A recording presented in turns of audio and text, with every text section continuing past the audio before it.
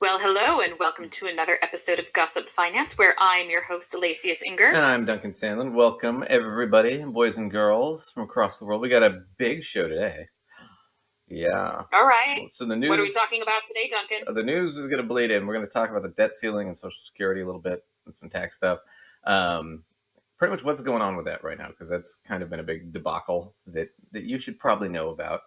We're not going to have a ton of time to do some of the funner stuff like George DeSantis, but we'll do a quick brief on that one. You're in New York. You should know about this. George DeSantis was elected in New York. I think he's the House Representatives. Um, Probably not even his real name. For years, he's gone by Anthony something else, right? Anthony Boulder, something like that. Anyway, turns out everything on his resume he lied about. He didn't go to college. His mother was not a survivor of the Holocaust. She's probably never even been to Germany or Europe. Okay, so that's just a weird thing, right? Now, we're all taught, and sort of, I don't know about you, Duncan, but having like this sort of fear instilled on me that like it is illegal to lie on a job application, and you, you know, have to put these things about yourself on your resume, etc., and sort of, like an honor system thing. And a person doesn't really stop and think what literally happens when people aren't honest on them. Not to say it can't be found out, but many times these things just aren't checked up upon very much or very well. And so some people really do get away with just like Well, making this stuff up. well, this was part of this was okay. So he's been elected, so there's not much you can do unless he resigns until he's up for re-election. Fortunately, he's in the House, so I think he's up for re-election in a couple of years. But he's not going to do that. He's already saddled up to Kevin McCarthy as the Speaker and basically promised him his vote to cover him. So he's in that position. But I mean, it was just the litany of ridiculous things he lied about. Said he was a volleyball star at Baruch College, where he went to school. Of course, he never went to school there. So, like, if you're gonna pick something, volleyball at Baruch. I mean, I was the I was the lead quarterback at Sarah Lawrence. It's like nobody cares. I mean, so just shit like that. But the big one that came out. I mean, so here's the deal with him. He's gonna be in the House. There's nothing you can really do to stop it at this point, even though he's lied about everything. The fault is the Republicans didn't really check him out when they primaried him, which is kind of on them. And I would especially say it's on the New York Democrats. You should have checked this guy out during the race because this should have been a slam dunk seat for you guys. Had you guys just taken a couple hours just to follow up with this guy, this would have been easy because Right. what they found out They would what have realized it was all like a house of cards, a bunch of lies that just it would have came tumbling down. yeah, and he's been kind of a con artist for most of his life. And recently, there was CNN just broke a big story on him where he was running this so-called charity where he was helping people with pets or lower income people with their pet stuff, and they got a guy who was a homeless guy, and his dog is dead now, unfortunately, but his dog had cancer, and he was temporarily homeless for about a year or two because he broke his ankle and he lost his job and he's an ex Navy. He's a vet. He was living in a tent with his dog. Dog had a tumor. Vet said they could remove it and the dog would be okay for about $3,000. He didn't have the money. Vet tech told him, contact this guy who runs a charity. So he did, and within about 3 months, they raised the money on a GoFundMe page, right? And then George Santos, who's now the representative in New York, didn't give him the money. He kept it. So he stole $3,000 from a homeless guy and let the guy's dog die. I mean, it's like Jesus Christ. I mean, That's what I'm saying. who is stealing money from the homeless? I mean, let's bypass the stealing money at all, but like stealing money from the homeless, you really don't get a lot worse in terms of Well, financial thievery than that. really, he stole the money from a homeless dog with cancer.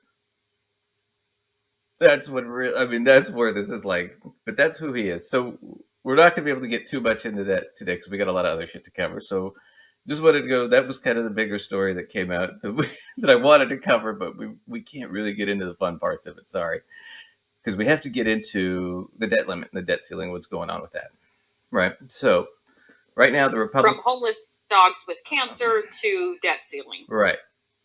So the Republicans have basically not agreed to raise the debt ceiling, as it were. Um, Now, I want to go through this real quick so you guys have kind of a concept. What is the debt ceiling? So it's kind of a nebulous thing if you don't know much about it. So we're just going to go through a couple quick slides, get it over. So the debt ceiling, basically this: Congress passes a budget every year, right? Now, if they get to a point, and this happens occasionally, where the amount of debt uh, that's available to pay for the budget isn't enough, they get together and they vote and they raise the debt ceiling. So it'll cover what we currently owe. We've already spent this money. We just have to make sure we can cover it. I think that's pretty simple, right? So the debt ceiling is usually was in the past just sort of a perfunctory kind of thing. Oh yeah, we've already spent it. We just need to issue some more debt to pay it now. Okay.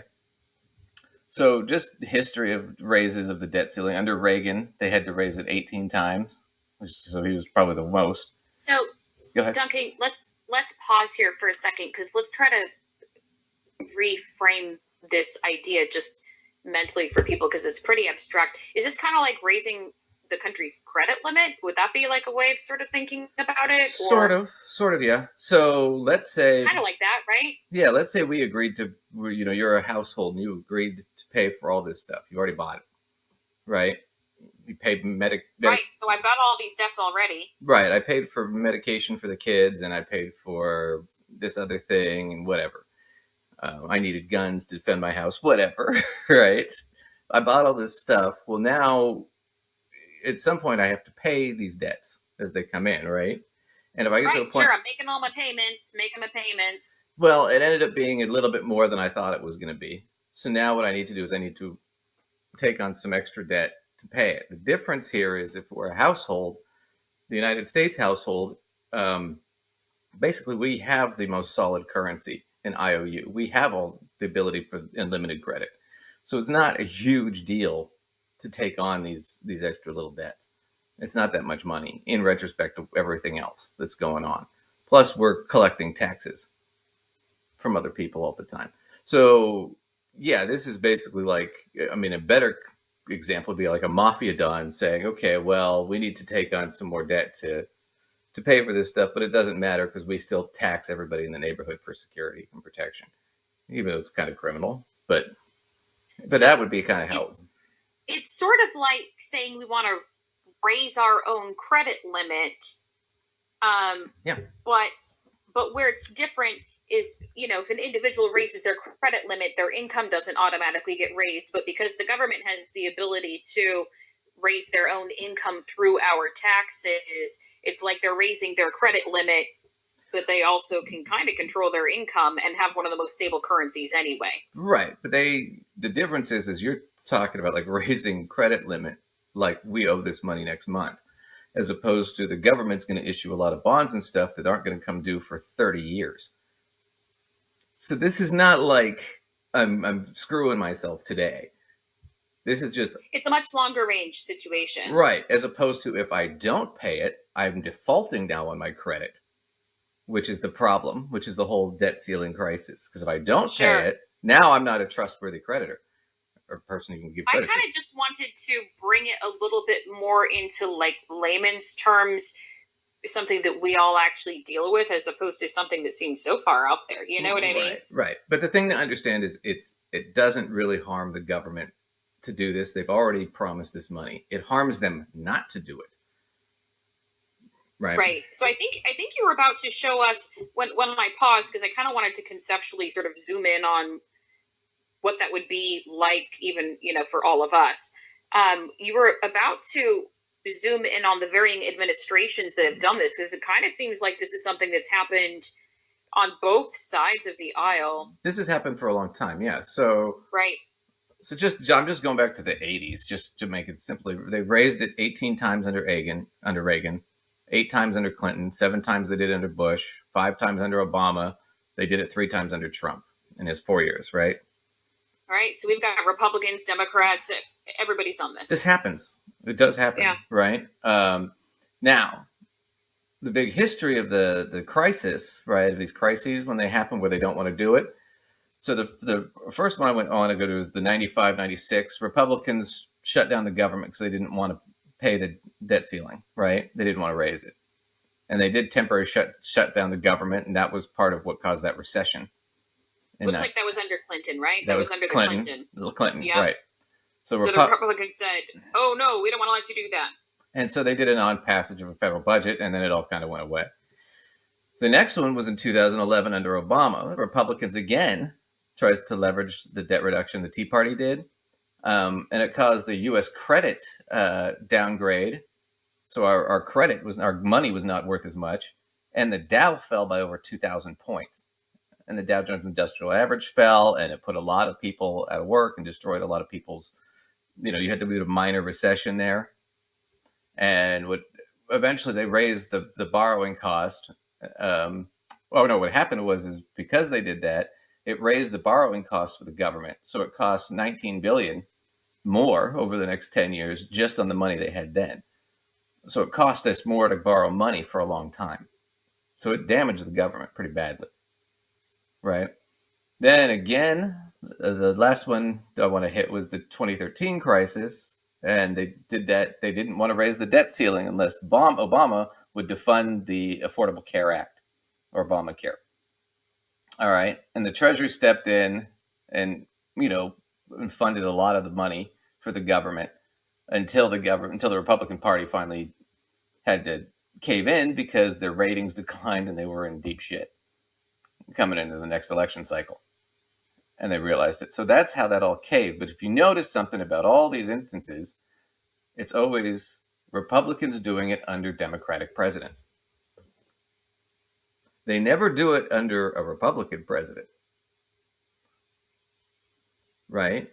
So why is it that now they want to have this debt crisis thing when all these same guys voted for it 3 times under Trump? Now they don't want to vote for it under Biden. Right? And the main issue is right now, their big issue is they want to cut Social Security. And we'll get into that a little bit more later. But that's the big one, is they want to cut spending, mainly what they call entitlement spending, the biggest ones being Social Security. And now, the thing about that is, when we get into it, Social Security has nothing to do with the debt ceiling. It's independently funded. So cutting Social Security won't do anything to cut the national budget. Right. So, right. It's completely separate. Right. But as we get into it, because we love to deal with this and how conservatives like to spin it, we're going to go and we're going to open with the Dave Ramsey Show. And they're going to explain what's going on with the debt ceiling. Just for a comparison.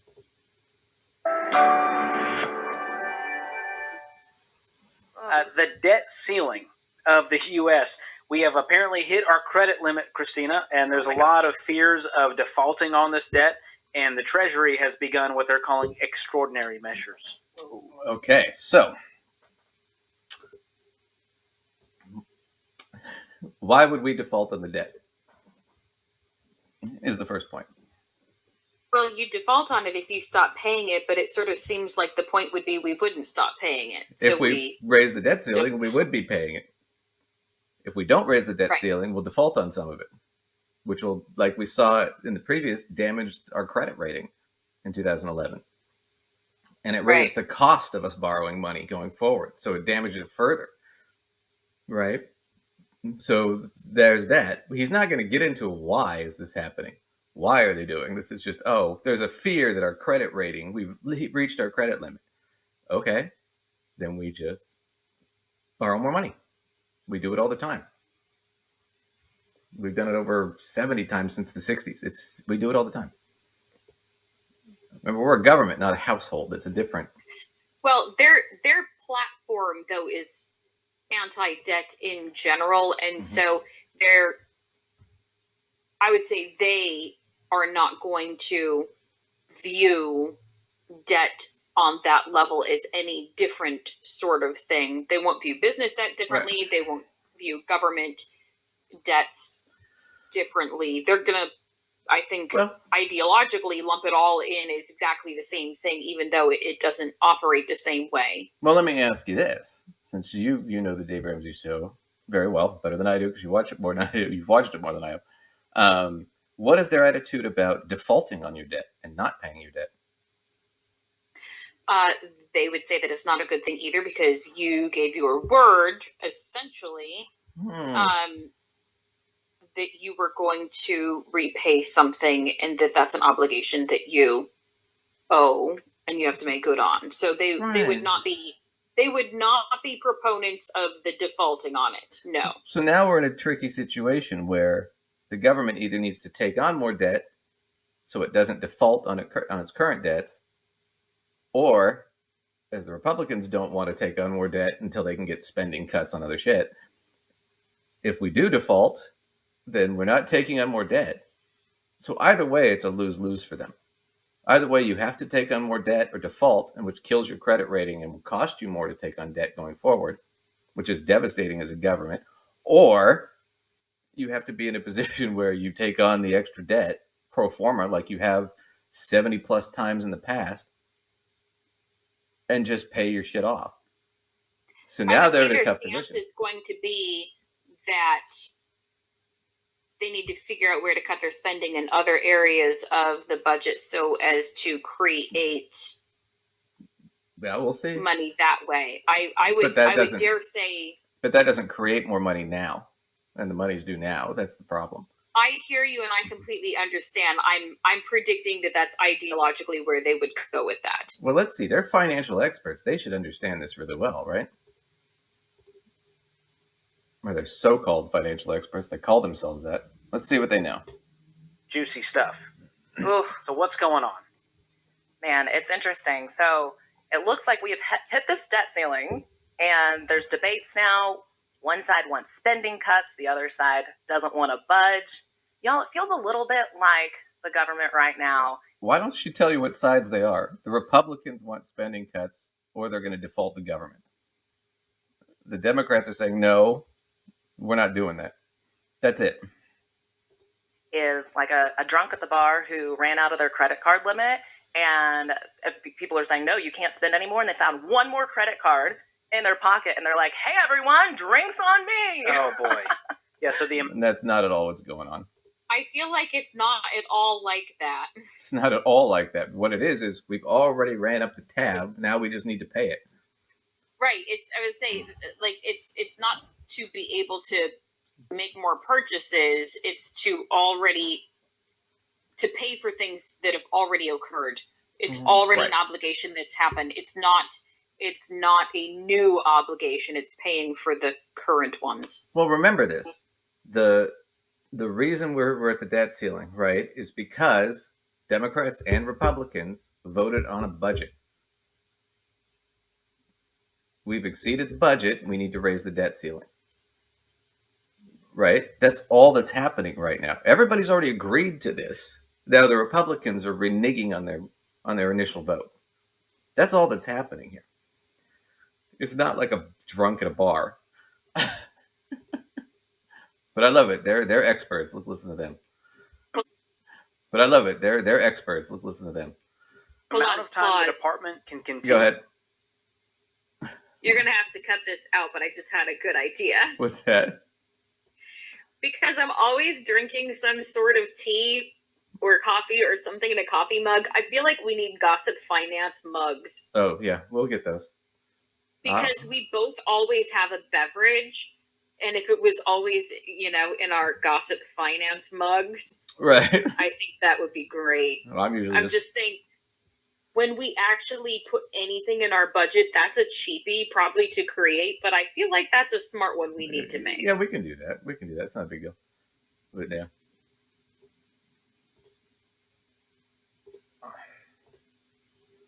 You taking steps to avoid defaulting on the debt unless the 31.381 trillion limit is raised is uncertain. And so if you're wondering what this refers to, it's the maximum amount the U.S. government can spend on its existing obligations. So think things like Social Security, military salaries, food stamps, things like that. And they're voting to raise the debt ceiling. That is absolutely wrong. It's not the maximum amount it can spend.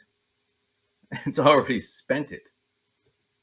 And Social Security is its own separate Trust thing. fund, yeah. Therefore, they're trying to lump Social Security into something that doesn't pertain to it. I mean, Social Security is its own little issue, but it's not related to this situation. But that's the thing, is he's talking about it like it's you still haven't spent the money. No, we spent the money. We already agreed and voted on spending this money. Right? So we're not arguing about how much we were going to spend. We're arguing about, do we pay off our debt? We already agreed to take on the debt. This was already agreed upon. That's what they keep fucking up. Right? Because they can't, if they actually said that, the truth, then it doesn't justify not paying it. Because there is no justification for not paying it. That's the problem. That's why he has to keep spinning. Well, no, it's like a credit card, and it's well, and should we spend more? No, that's not what the argument is. Because if you want to make that we need spending cuts, you should have argued that when you signed the budget, when you voted for the budget, not after you agreed to spend the money. Budget that was already overspending. They Right. voted for a budget that was overspending. That was when they created the debt, not with the debt ceiling. It was in a different space. Right. This is about blackmail. And that was why I pointed it out. Why is it always Republicans in the House doing this when there's a Democratic president? Because what they really want to do here is cut Social Security, but they didn't want to do it under Trump because they'd get blamed for it. But if they do it under Biden, they can blame and say, hey, Biden was the one who cut Social Security, not us. That's what this is. It's a game of chicken that they're trying to play. Okay, so Duncan, let's clarify this. So if Social Security is its own separate thing, how does it work to use the debt ceiling as blackmail to somehow get Social Security work? How would that work? We'll get into that in a minute because that's a little bit of a trick. So we'll get into that. I have a thing on Social Security. That is a trick. But I do want to talk about this is the manipulation though that they're doing because it's all bullshit, right? It's like a budget or it's like a credit card. It's not. And what they're going to Go ahead. I'm sorry. Let me ask you another question because you brought something up, and I don't know if you know the answer to this, but so we saw that there are all these instances where Republicans are trying to sort of block us from being able to continue to like pay these obligations, right? Right. When there has been a Republican president, have the Democrats tried to block us from paying these obligations? No, there's never been So a the Democratic House that's done this. So the Democratic House has not done this, but whenever we have a Republican one with a Democrat holding the presidency, they pull this trick. Yeah, pretty much every time. And so if people went and wanted to start looking this up on their own, they would see that. Yeah, you could even go to Wikipedia. All right. We'll show you that. It's not even All that right, hard. there you go, audience. Yeah. Go check it out Yeah, yourself. this is a Republican trick. It backfires on them every time, but they still do it.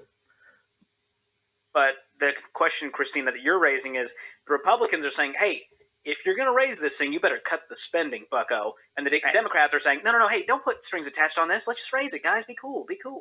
I'm like, this is the opposite of a zero-based budget. They're basically Well, and I want to point this out is what they're missing is if you were so pissed about the spending, why did you agree to it in the budget in the first place? That's the problem. running on a negative budget. Oh, yeah. I'm like, can we go up to Washington and help them budget? Is that possible? If you ever want just a lot more anxiety in your life, you can go to usdebtclock.org, and it has running numbers. Yeah, so I'm going to clarify this. So the debt clock is a stupid thing. The other thing about this is if you had a balanced budget in the United States, so at any given time in this country, right, any time frame, there's a fixed amount of money that the Treasury allows out, right, the Fed and the Treasury. And if you're in a government that's running a surplus, as we kind of learned under Clinton, that means that's money not being spent on business. So it takes away from the GDP. And it takes away from growth of the country if the government has a surplus or if the government's running a zero balance. However, the government can perpetually, forever, in perpetuity, borrow as long as it has enough income coming in and the GDP is big enough to cover it, right?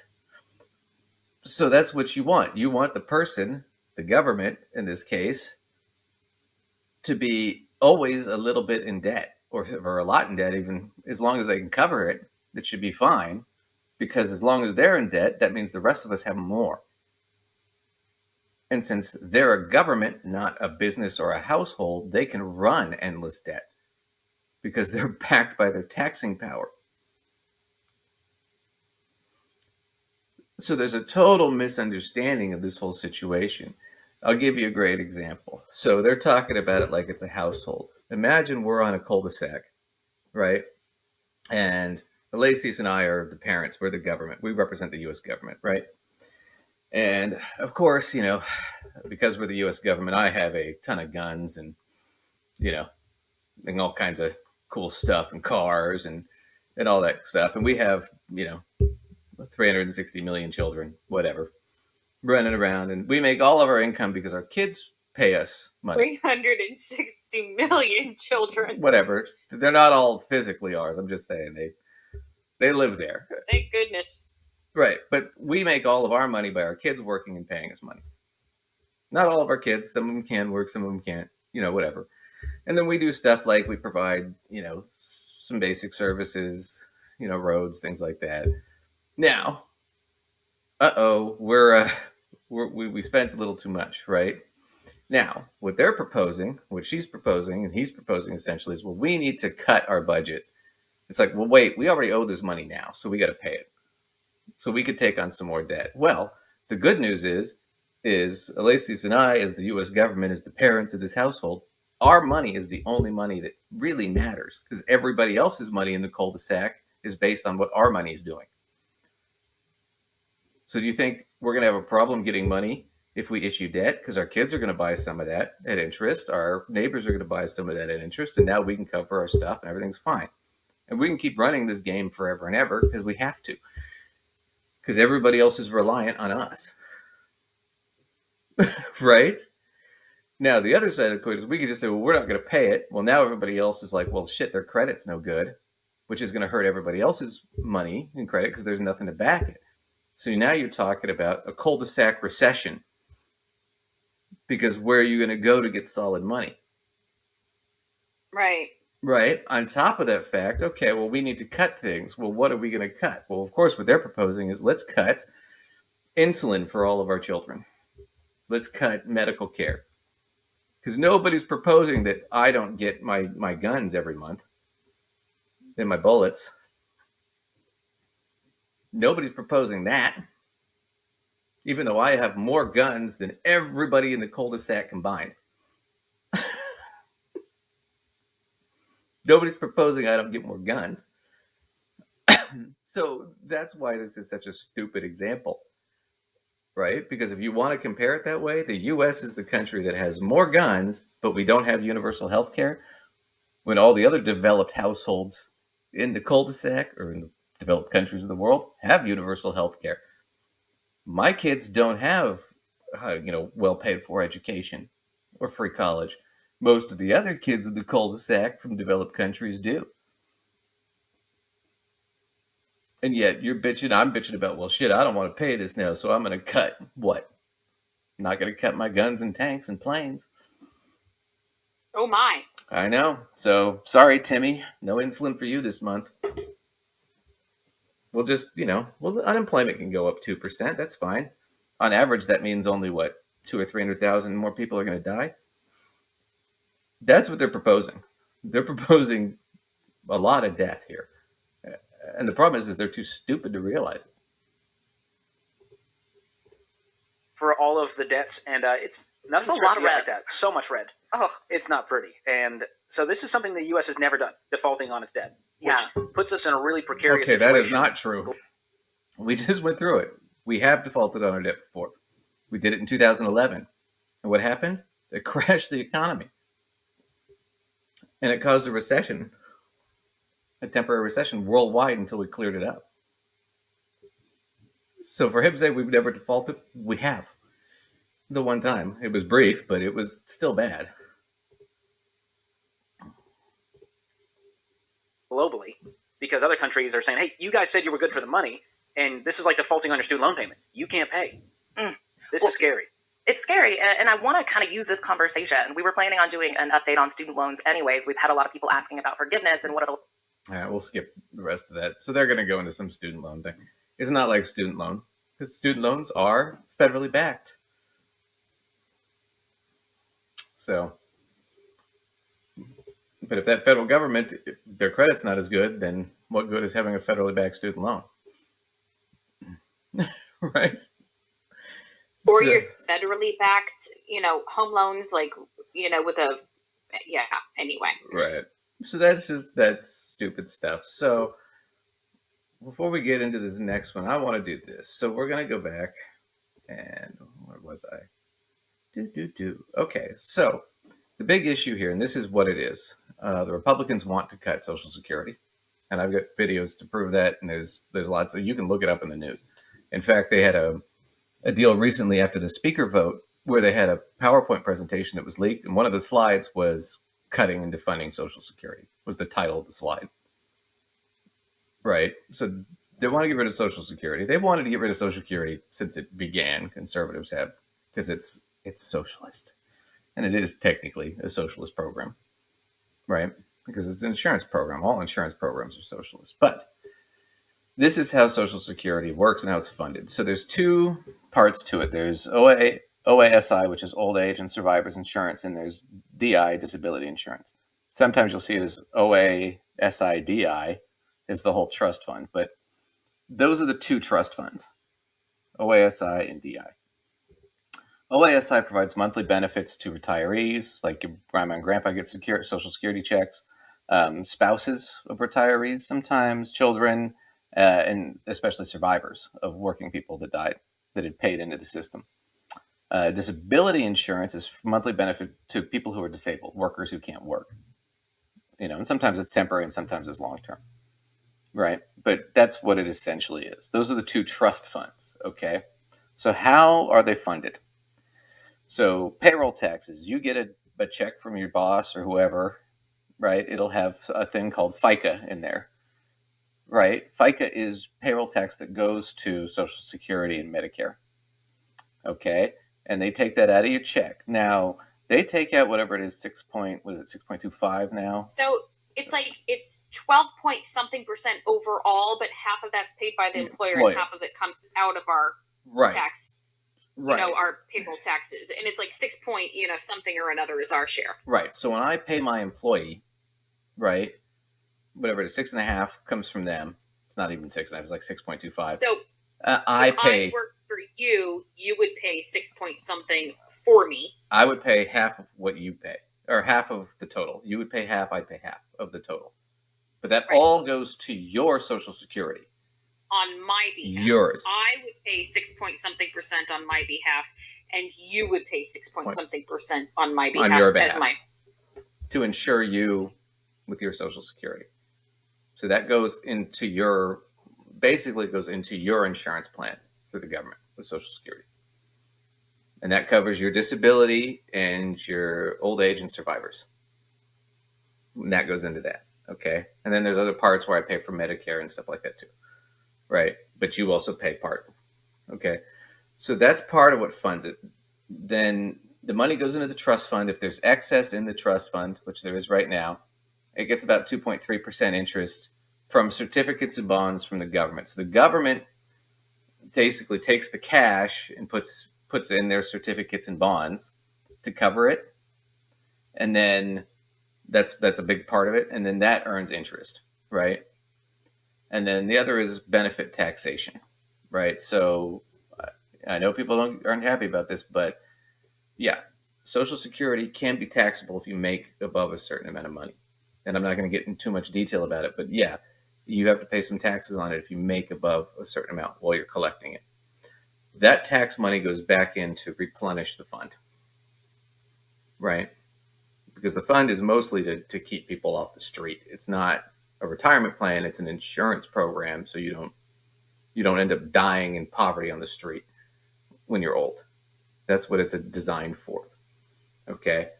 The interesting thing about the trust fund is I think it was, I don't know if it still is, but it was about 3 trillion in the trust fund. Mm-hmm. Here's why this is interesting. When Bush was president, he tried to privatize this, because if you privatize it, you know what happens? The government doesn't have to pay back the 3 trillion in the trust fund. And so now the national debt goes down by $3 trillion, which is a big chunk of money.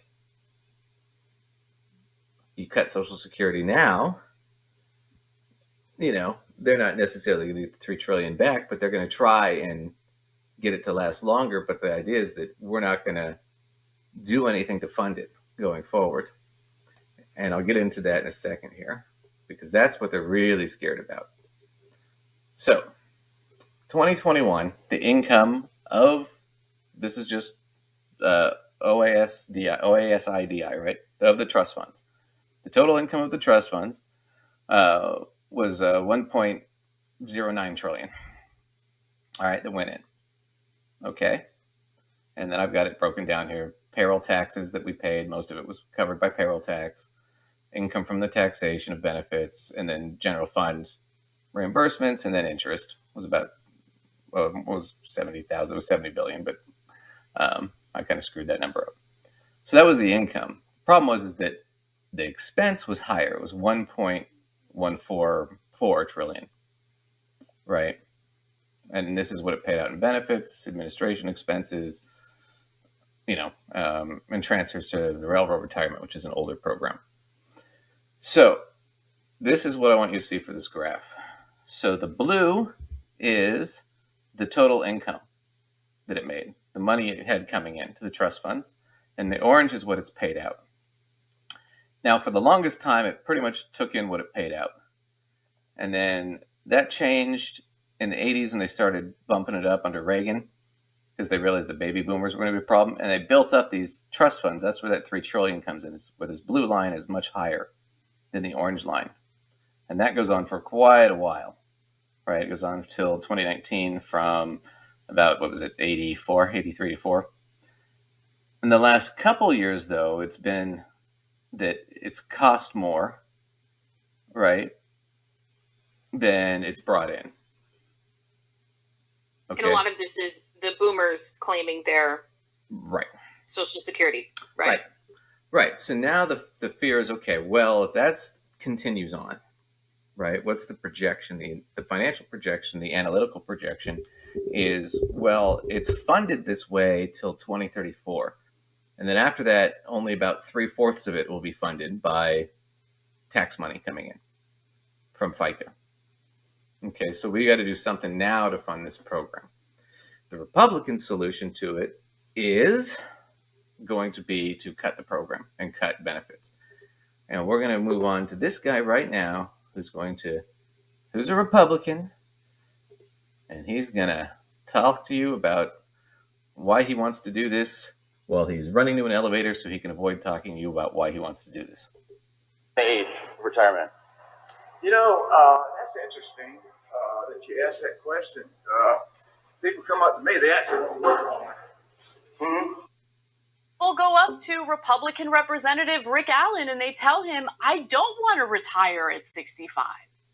I want to work longer. Now, if you believe that, I have a bridge to sell you, and you are the most naive person on the planet. There might be some... Okay, so that's Anna Kasparian with the Young Turks. We've seen her before. I think she's a good reporter. She does a really good job with this. But that's the point is, okay, let's raise the working age limit, right? Because right now, okay, so it used to be several years ago that for full retirement, you could get your full retirement benefits from Social Security at 66, right? For people retiring now, it's 66 and a half.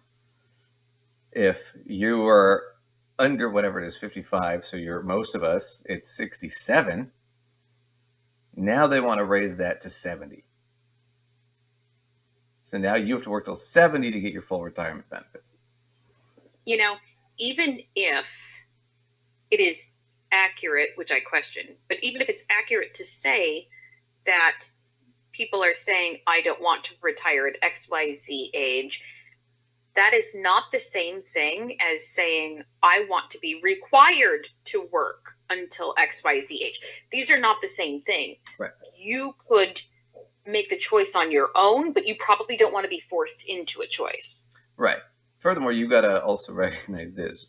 Part of it's the pandemic and other stuff, but for the last 10 years, because healthcare is not that great in this country, life expectancy has gone down every year for the last decade for the most part.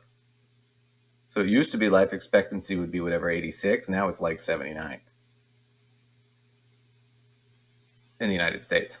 It's less than all of Europe. It's less than Japan, South Korea. We have worse health and we die younger on average. So if you cut it till 70, well, then we're only paying you for 8 or 9 years till you die. Hey, that'll save a ton of money. As opposed to, why don't we keep it where it's at and actually fund it? Now, she's going to go into that, but that's one of the Republican plans. Here's the thing that you need to know about Social Security that'll simplify this. Right now, if you make over $160,000 a year, right? $160,200. Every dollar you make over that, you don't have to pay Social Security. You don't have to pay FICA on any of that money. So if I make $1 million a year, every dollar over $160,200, I don't have to pay into it. Why is that cap there? Because rich people don't like paying taxes. Now, what if we took that cap away? Social Security would be funded through the rest of the century. No problem.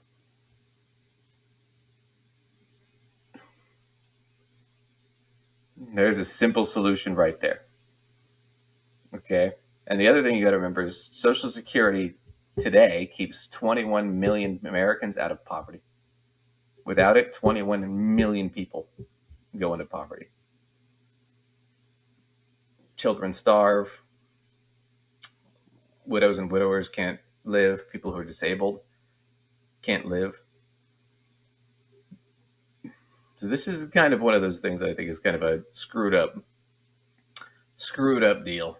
But I want to go into some of the tax stuff that explains this. And we looked at this video last time from Vox, and I got another one for you. Because this is how you fix all these problems. And we talked about this before. Taxes is how you fix most of the problems in this country. If we just tax things more fairly, more reasonably, things would be better. But you got to remember, taxes are socialists, so they must be bad. And socialists are evil. Yeah, and life in Norway, man, those Norwegians are miserable. I know. That's why they have the highest rating on the happiness chart. Because they're right. It's cold as all get out there, but they're like, listen, we got health care. When you have babies, you can stay at home with them for a while. No student regardless of which loans. parent you are. We don't have student loans and people can get educated to have the whatever jobs they want to have. Yep. Man, miserable. Sucks, bro. Hate to be them. All right, so we looked at this video before, but this just to give you a sample of how kind of taxes are broken down between the rich and the poor. These 10 people represent everyone in America. This person on the left, she represents the poorest 10% of Americans. And on the right, he is the very richest 10%. So let's ask this group a simple question. What percentage of your income gets taxed? Most Americans pay multiple income taxes to the federal government and state governments and local governments. But a recent analysis by 2 economists added up all the income taxes. And when you do that, the data shows that poor people pay a very small part of their income to the government, and rich people pay more. And that's true. That is true. In fact, a lot of the poorest Americans don't really pay any tax because they get money back from the government, an income tax. Okay? Well, income tax is one thing. What's the other thing? Well, income tax isn't the only type of tax. You pay state taxes, local taxes, you pay consumption taxes, you pay payroll taxes, and all this other stuff. So let's break that all down and look at what we're really talking about here.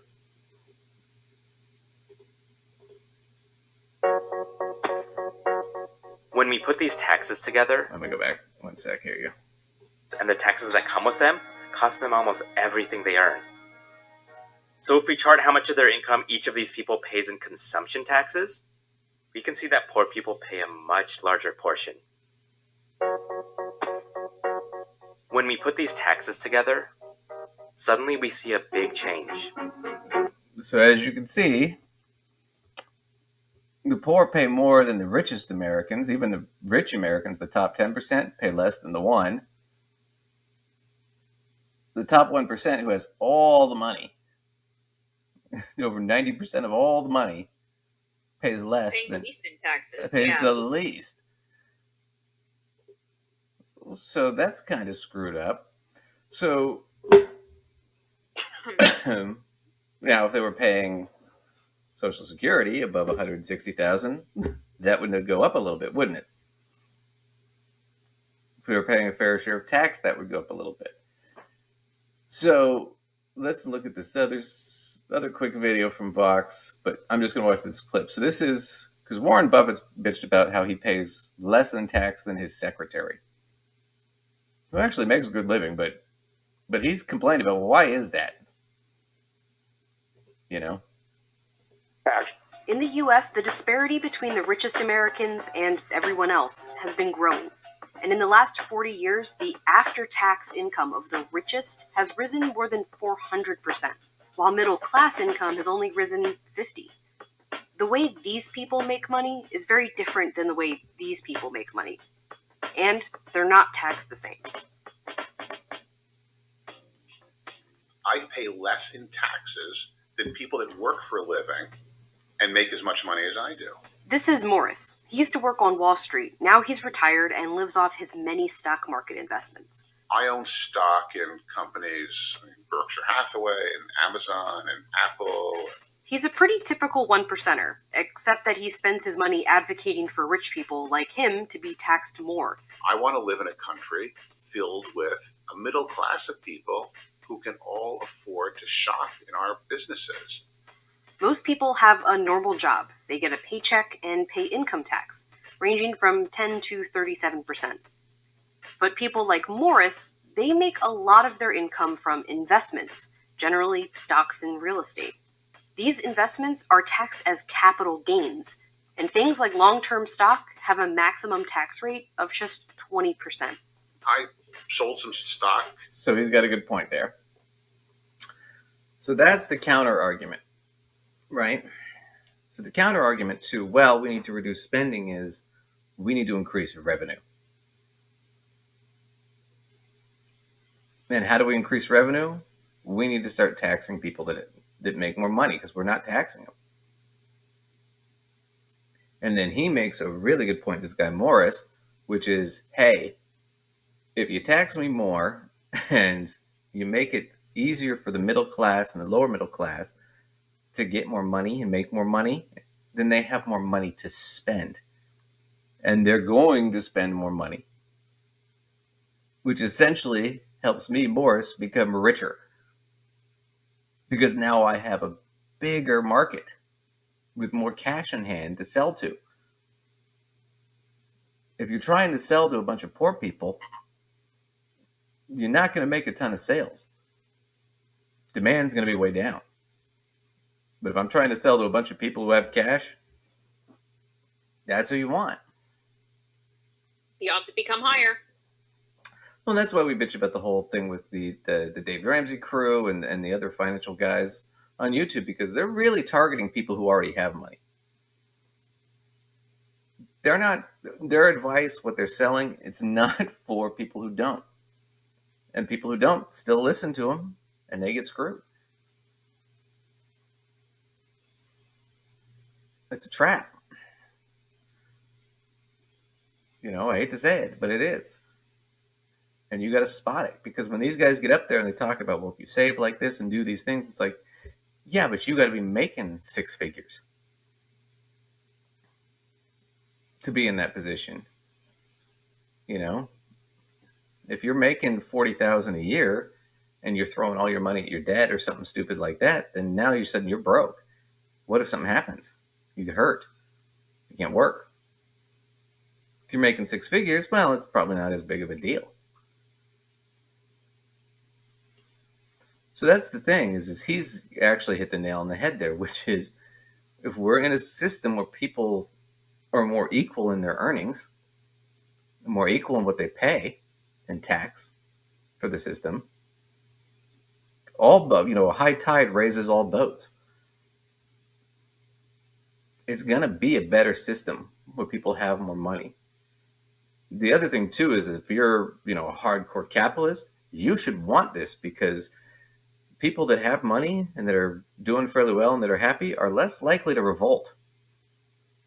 People that are broke and starving, they tend to roll out the guillotines, man. And we're starting to go to that system, and now you're saying let's cut Social Security and all this shit. I mean, you're almost asking for it at that point, man.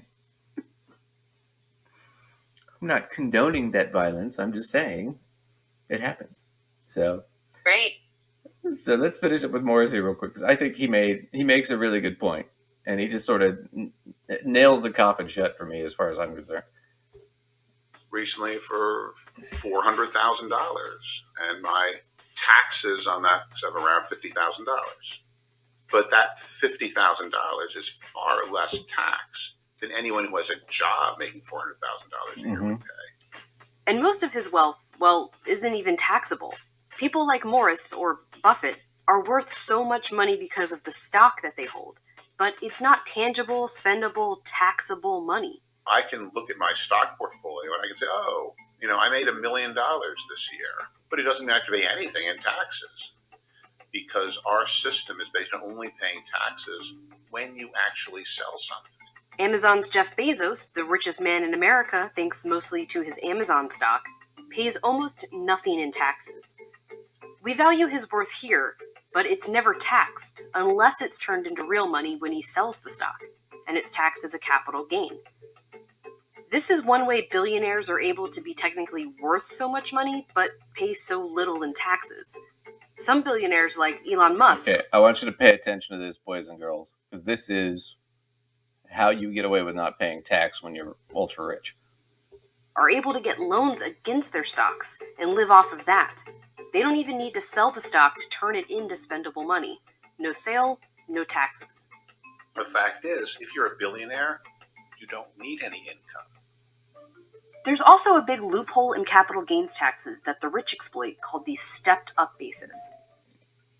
And that has to do with the states. But I can borrow money. I've done this before, where you borrow money against the value of your stocks. You don't owe any taxes on that money. You have to pay it back, but you don't owe any tax on that money.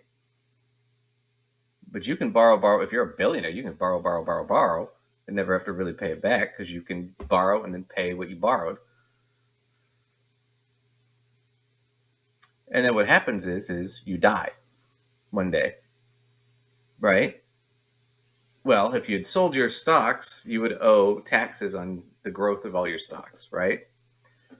Well, the stepped-up basis thing they're going to get into is, if I leave my stocks to my kids, the basis that they would owe taxes on isn't based on when I bought them. Like, if I had to pay it, right? If I sold all my stock and I had to pay it, the basis they'd have to pay is based on within 6 months of my debt, or my death, sorry. So they wouldn't have to necessarily pay any tax on any of the money I left them. So I could buy, borrow, die, leave the money to my kids, and they wouldn't have to pay shit. Wow. And that's how the rich avoid paying tax. And create more rich who also can avoid paying tax. Uh-huh. So there's a system here where you can see there's a big problem where it's like, okay, if the issue is, well, we can't meet the debt ceiling or whatever, and they're going to really throw a fit about that, okay, that's fine. But what's the issue? The issue is we don't have enough money to pay it. Now, is the solution Christina and George's solution from Dave Ramsey, Skippy and I don't know. I haven't made up a fun name for her yet. We'll call her Tweedledee. Anyway, so Skippy and Tweedledee and the Fruipity Dupes over there, their solution is, well, we need to cut spending. Well, what does cutting spending mean? It means taking away things like food stamps. They think cutting Social Security, right? Let's take money from the poor, right, and give it to the rich to cover the debt. That's their solution, as opposed to, why don't we just tax the rich and then we won't have these problems? Because we'd have enough income coming in that it wouldn't be an issue. Uh-oh, that was socialist. I'm sorry, everybody. Sorry, I pitched a socialist idea. But yeah, why don't we just... Because that's the way I think as a businessman. We owe all this money. Okay, well, we either need to cut spending or we need to find a way to generate more cash. And you know what I'd always rather do as a business person? Generate more cash. Why would I cut things? That costs money. That causes problems. If I start laying people off, I have to pay unemployment. I mean, this is the stupidest shit in the world to me. You should be trying to grow the economy, not cutting it. And I'm sorry, cutting benefits to your labor damages your economy. You can argue that up and down all you want, but that's just the fact.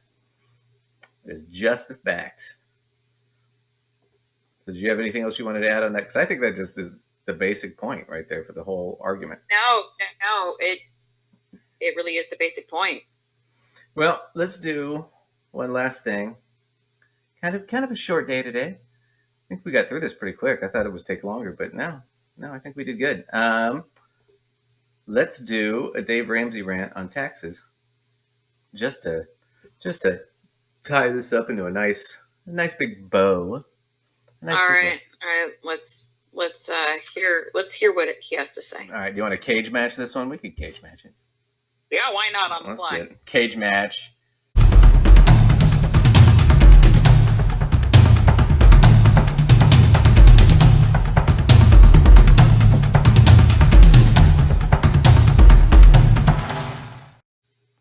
Dave Ramsey. Everyone should pay income taxes. Bum bum. Wall Street Journal has a blog out today in the economics section that says that a survey has been done that this just blows my mind. 57% of Americans say their income taxes are too high. The problem with that statistic is only 55% of Americans pay income tax. So at least 2% of you are so stupid that you think your income taxes are too high and you don't even pay income tax. Okay. Bum bum. Bum bum. 2%. So stupid. It's actually 57 minus 55 is 1.5, but that's just me nitpicking. It's not 2%, it's 1.5%. Plus, because I love Dave Ramsey, I love them. They never read the article. They'll quote these articles and I'll go in and read it and watch the video and like, what the fuck are they talking about? Because it was a Pew Research poll, I think. What was that? So this is the article. It's a 2016 article. All right. So what's going on? Why is it that the percentages are off? One possibility right here is the survey itself. Gallup poll has a 4 percentage point margin of error. So it could be the poll was a little off. Because they didn't ask every American, they just asked a handful, right? Second possibility is Americans aren't distinguishing between income tax and payroll tax and Social Security and Medicare and the 2/3 from all households, blah, blah, blah. So, yeah, that's not unusual for a poll to be off by a few percentage points. 1.5 is actually pretty narrow. So that's already. Well, then let's ask a question which we can't totally answer, but which Americans really got polled? What was the sample a really good indicator of what all Americans think at all of the different income levels / tax brackets? No. We don't know that. No. We don't know that. Well, right. In a poll, I mean, they probably grabbed whatever, a couple thousand people, and that was what they got. Right. That's why you run statistics on a poll, because it's never a perfect representation of the actual sample, or the actual sample you want to test. So your sample is just what it is. So yeah. So for him to be like, I love how in his mind though, it was like they interviewed everybody in America, and 2% of you, 1.5 really, are idiots. And then part of you sitting there thinking, well, dude, if they interviewed everybody in America, I think, Dave, you should remember taking this poll. You live in America. I don't remember getting called on this one. No, me neither. So it's just one of those things where it's stupid. But it's going to lead into his even stupider rant. Because once again, it gets to the point where they didn't read the article. Because had he read it, all he had to do was get to the 4th paragraph. Because that's what I just read to you. I didn't conjure this. I'm not a genius. I just read through the entire 7 paragraph piece. Right. I just took the extra 45 seconds to finish reading the article. But I love it. How bizarre is that? See, I think if you make more money, it's okay for you to pay more money. I make a lot of money. I don't mind paying my fair share, the same percentage of my income that you pay. But I do have a problem with half of Americans not paying any income tax. Half have no skin in the game. None whatsoever. Now, they pay other taxes. I'm talking about federal income tax. You pay sales tax if you have sales tax in your state. You pay a tax on your gas. You pay a tax to get your tags. You pay a tax. You pay a tax. You pay a tax. You pay a tax. I get it. You pay taxes. But I'm talking about federal income taxes, which we just filed last week, right? If you filed your taxes on time. Half of Americans approximately do not pay anything into that. 0. Many actually receive money. They didn't pay anything in, but they receive money. That's true. That's true. You see where he's going with this?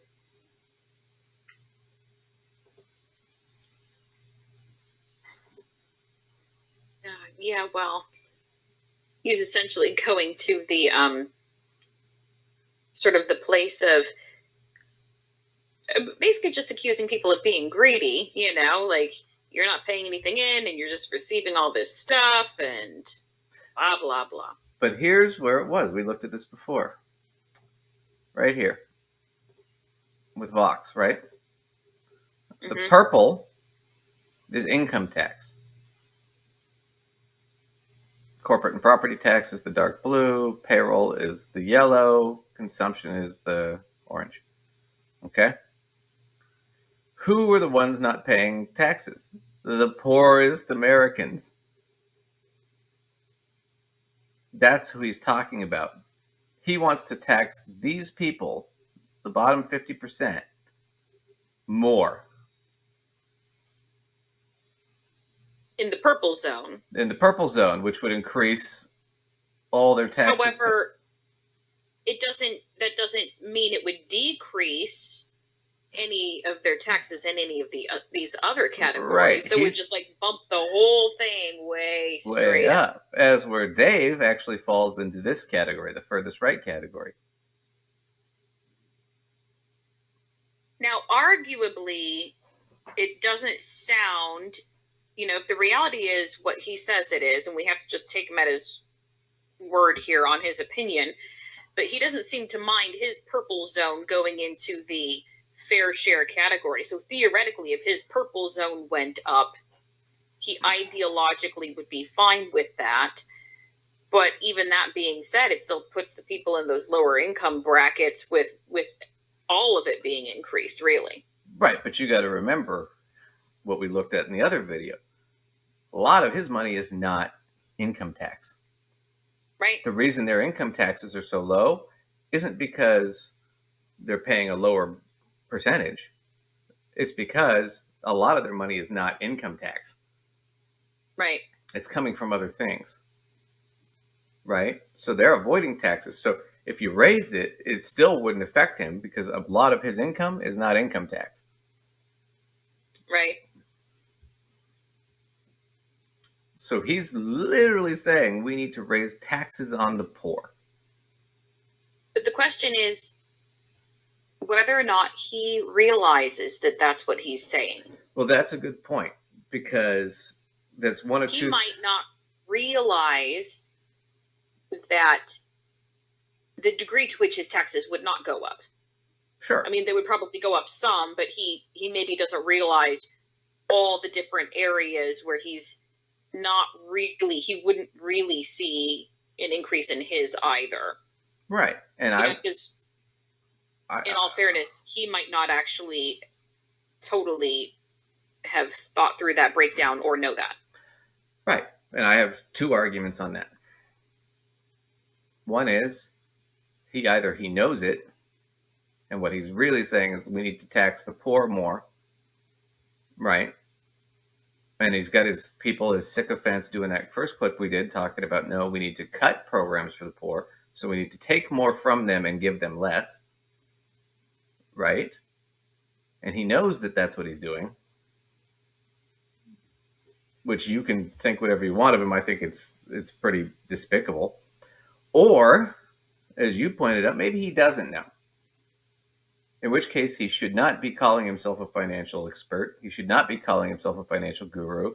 He should get rid of his fucking TV show. He should pull all his books off the shelves because he doesn't know what he's talking about. If you're going to sit there and say you're a financial expert and pitch your books and pitch your show and all this stuff and say that you're out there changing lives and being a great guy and you know finance and you don't understand what you're saying, I'm sorry. Time to hang up your fucking Spurs. Sorry.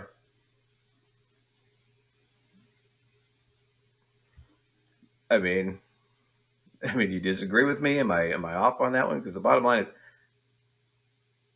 if I'm saying, well, I'm going to put it in maybe a slightly gentler way than you do, because that's just me. But I would say, at bare minimum, he should be able to recognize what he doesn't know and be able to say where there are potholes in his understanding, because we all have potholes in our understanding of varying things. But there's something to be said about being able to recognize what they are. And if he doesn't have the ability to recognize where those things lie, or even to think, if he's so naive as to think he doesn't have them, that's scary. The bottom line is it's the same with professors, right? If you get up there and you say, okay, I'm an expert in physics, and you say something demonstrably wrong, yet that's about the time when your credentials go away and nobody trusts you anymore. The difference is he can get away with his shit forever because he's never being judged by anybody who knows what they're talking about. He can always hide on his little show. Well, and as you said, there is not a credential for financial expert. It's not like that means that you have a PhD, XYZ. It's not even a designation. I could call myself a financial expert, and it doesn't mean I have any designation. It's only a designation in court. It's for accountants that do forensic accounting who testify in court are called financial experts. Right. Not personal finance people. For him, it's a totally made up thing. So yeah, he's hiding behind a made up title. And I mean, I could say that I'm the God Emperor of Finance. It doesn't fucking mean anything. Can I be the Goddess Emperor? I enjoy that. Yeah. Queen of the Andals and the First Men, Breaker of Chains, the Unburnt. Yeah. Mother of Dragons. Yeah, you can do all that, Lace. Mother of Dragons. Oh, you never read Game of Thrones or what was it, Fire and Ice, or saw the show? No. Oh yeah, I did not. Yeah, the Dragon Queen. Her whole title was like a paragraph of Really? every time they introduced her. Yeah. I don't want a paragraph. I'll just take a few select words out of it. Yeah, every time they introduced her, it was like Queen of the Andals and the First Men, Breaker of Chains, the Unburnt. You know, it was just a whole big Mother of Dragons, blah blah blah. It was this whole big long ceremony just to introduce her. Anyway. Oh my. But yeah, I mean, but like I said, at that point you're just making shit up. But my point is he should know. If he doesn't know, he should quit. If he does know, he should admit that he just hates poor people. When they file their income taxes. Did you know that? See, I listen, I've been broke. I've made $20,000 a year. I've made $18,000 a year. I've made a lot more than that. And I get it. But everybody ought to pay something. Even if it's $2. You ought to pay something. You ought to pay something. If I make 10 times what you make, I don't mind paying 10 times more. But I do kind of mind being the only one paying. In fact, I really mind that a lot. A lot. And then I'm really resentful and angry when, people come out on the extreme left talking about how we need to increase taxes on the rich. Well, that's the only people you're taxing already. Ooh. Ooh. Only the rich pay taxes. Oh. Mm-mm-mm. Mm-mm-mm. Now he's really confused. See, I don't know that I think his intentions here are so terribly sinister. I just feel like he doesn't understand. I know, that's what I'm saying. I think at this point, which is problematic. I'm not saying that that's a good thing. I don't think that he's like trying to be a jerk. I think he just literally doesn't understand. I think he's just so used to being insulated and being greedy that it's never ever occurred to him. It's never occurred to him, because we will do it. I'll show you one more time here, kids. Here it is. Dave Ramsey is the far right of this chart. To say that none of these people pay taxes, just the rich. These people all pay taxes. It's incorrect. He's full of shit. And yet he's got people on his show talking about the debt ceiling, supporting the Republicans, and we need to cut our spending. Well, who are they going to cut? Who are we talking about cutting? We're talking about cutting Medicare. We're talking about cutting the ACA. We're talking about cutting food stamps, SNAP, WIC, everything that helps poor people, middle and lower income people, all those people. They want to cut all that stuff, but they hide it behind this nice glossy, well, wait, they don't pay income tax. Oh, see, the debt's too high. We're overspending. Shh, we need to rein in our spending. Why? Because we're responsible. This is the same example I gave earlier, where Lacius and I were the parents and we're the government, and we can't pay our bills. So you know what? I'm sorry, kids. We have to cut your medical spending. No more insulin for Timmy. But I'm still going to go out and buy my guns and tanks. I'm still going to give subsidies to my buddies next door. And Boeing and Lockheed Martin and Exxon and wherever. I'm still going to do that. But Timmy and little Susie, the kids, yeah. No, can't go to school anymore. Nope, no more books. They try to hide it behind all this shit, but that's essentially what they're talking about. They're talking about taking away money from poor people. And I want to go back to that guy, Mr. Morris, in his argument, which was, if you do that, you don't have a strong middle class who can spend money, and then our economy goes to shit. And then we can't make money.